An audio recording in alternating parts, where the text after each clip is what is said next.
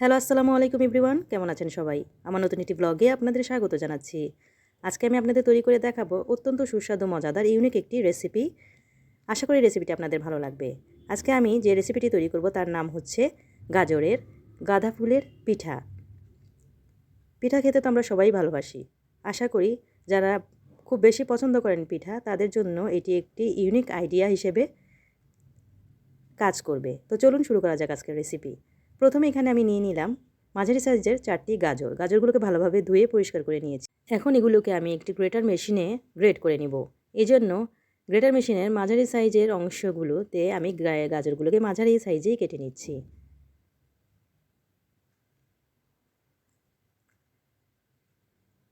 Great করা হয়ে গেলে এখানে প্রায় আমার 3 কাপের মতো গাজর কুচি হয়েছে। এখান থেকে আমি এখন 1 কাপ নিয়ে নিচ্ছি। 1 কাপ গাজরকে এখন আমি গ্রাইন্ডার মেশিনে দিয়ে গ্রাইন্ড করে নিব।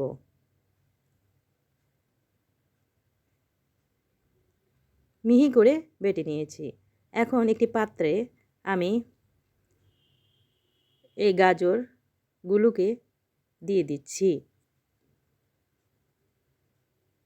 সাথে দিয়ে দিচ্ছি 1 কাপ পরিমাণে লিকুইড দুধ। আপনারা চাইলে এখানে নর্মাল পানি ইউজ করতে পারেন। চুলার আঁচ এ পর্যায়ে মিডিয়াম থাকবে। এখন গাজর এবং দুধগুলোকে একসাথে দিয়ে ভালোভাবে ভুনে নিচ্ছি। সাথে দিয়ে দিলাম চিনি 1/2 কাপ পরিমাণে। দিয়ে দিলাম লবণ 1/2 টেবিল চামচ পরিমাণে। এখন আমি বলক তুলে নিব।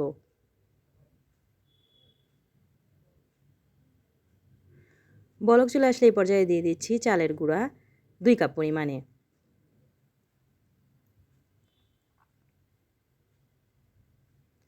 ভালোভাবে মিশিয়ে নিচ্ছি।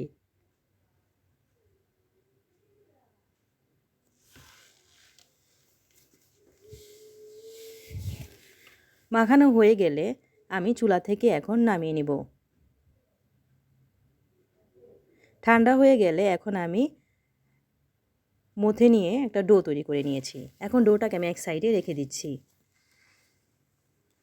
চুলাতে এখন আমি আবারও একটি পাত্র বসিয়ে দিলাম। তার মধ্যে দিয়ে দিলাম ঘি 1 টেবিল চামচ পরিমাণে। চুলার আঁচ এ পর্যায়ে মিডিয়াম থাকবে।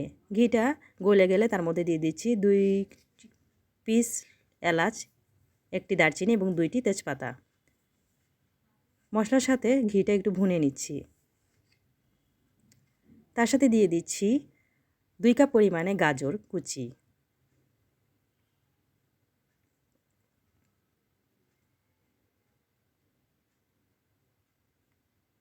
ঘি এবং গাজর এখন আমি ভালোভাবে নেড়েচেড়ে নিচ্ছি। ভুনে নেওয়া হয়ে গেলে ঢাকনা দিয়ে রান্না করব 5 মিনিটের জন্য, গাজর থেকে পানি বের হয়ে আসা পর্যন্ত। 5 মিনিট পর ঢাকনা খুলে গাজরের পানি যখন প্রায় শুকিয়ে আসবে এ পর্যায়ে আবার একটু নেড়েচেড়ে দিচ্ছি। সাথে দিয়ে দিচ্ছি লিকুইড দুধ 1 কাপ পরিমাণে।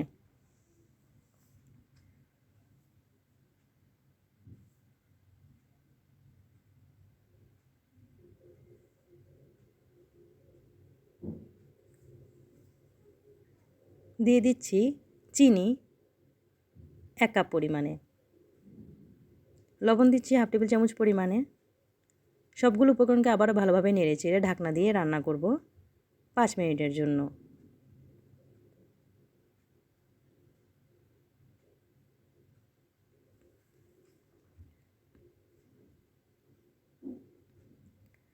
পাঁচ মিনিট পর ঢাকনা খুলে আবারও নেড়েচেড়ে নিচ্ছি।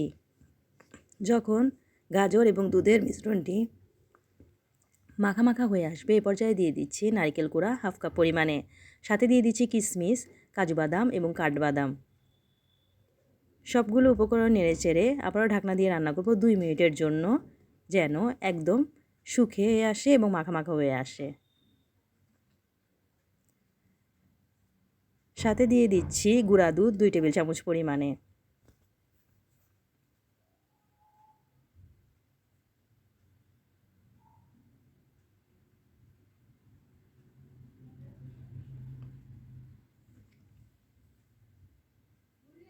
ব্যাস তৈরি হয়ে গেল আমার সুস্বাদু মজাদার গাজরের পিঠার ভিতরের পুরটা।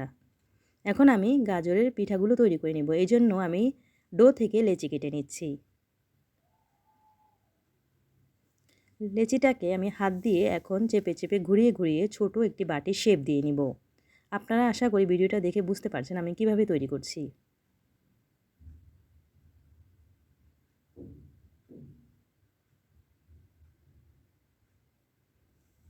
বাটির শেপ করা হয়ে গেলে এখন আমি তার মধ্যে আগে থেকে তৈরি করে রাখা গাজরের পুরটা দিয়ে দিচ্ছি।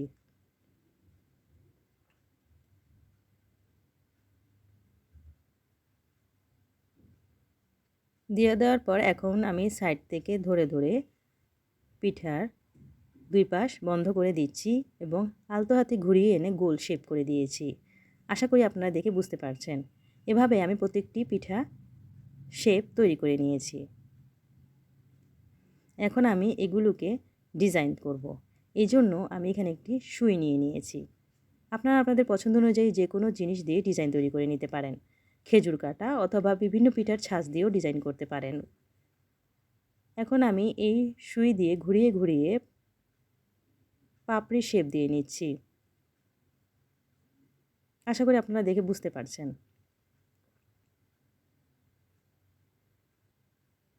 এক লেয়ার হয়ে গেলে আমি নিচে আরেক লেয়ার তৈরি করছি।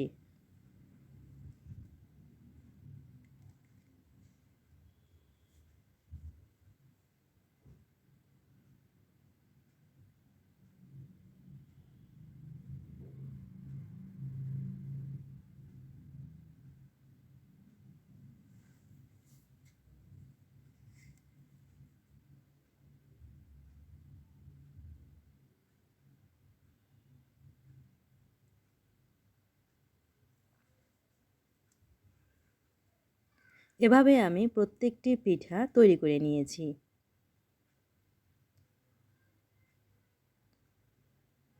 পিঠাগুলো তৈরি করা হয়ে গেলে এখন আমি এগুলোকে স্টিম করব। তাই এখানে আমি একটি রাইস কুকারে স্টিম করব।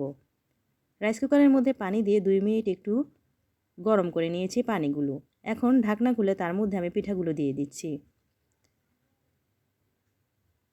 পিঠাগুলোকে আমি 5 মিনিটের জন্য স্টিম করব।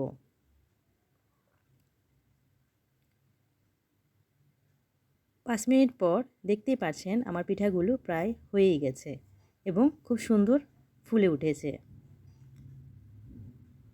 এখন আমি রাইস কুকার থেকে নামিয়ে নিচ্ছি। ব্যাস তৈরি হয়ে গেল আমার সুস্বাদু মজাদার গরম গরম গাজরের গাঁদা ফুলের পিঠা। সুস্বাদু এই পিঠাটি অতিথি আপ্যায়ন বা যে কোনো উৎসব পার্বণে আপনারা ডেকোরেশন করতে পারেন। এই পিঠাটি খেতে যেমন দারুণ হয়েছে, দেখতেও কিন্তু দারুণ হয়েছে। অবশ্যই আপনারা একবার হলেও বাসায় পিঠাটি ট্রাই করে খেয়ে দেখবেন, ভালো লাগবে আশা করি। তো কেমন লাগলো আমার আজকের রেসিপি? আমি এখান থেকে একটি পিঠা আপনাদের কেটে দেখাচ্ছি কতটা সফট হয়েছে। বাইরে থেকে যতটা সফট হয়েছে ভিতর থেকে তেমন জুসি হয়েছে। খেতেও কিন্তু একদম দারুণ হয়েছে।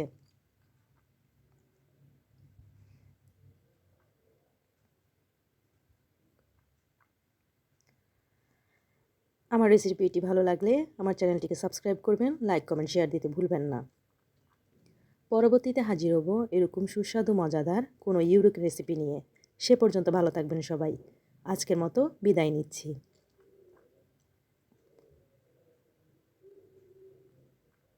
আল্লাহ হাফিজ।